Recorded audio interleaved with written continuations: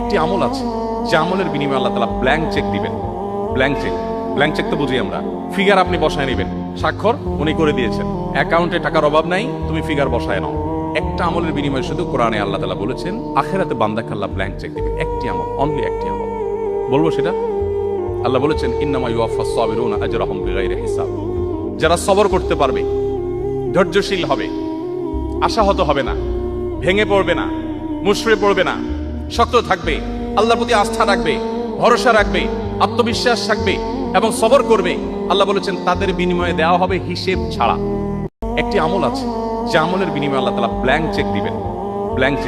Blank cheque তো বুঝি আমরা, ফিগার আপনি বসায় নেবেন, স্বাক্ষর উনি করে দিয়েছেন, অ্যাকাউন্টে টাকার অভাব নাই, তুমি ফিগার বসায় নাও।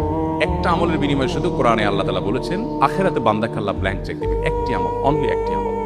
বলবো সেটা? আল্লাহ বলেছেন ইন্নামা ইউওয়াফাস সাবিরুনা আজরাহুম বিগাইরি হিসাব।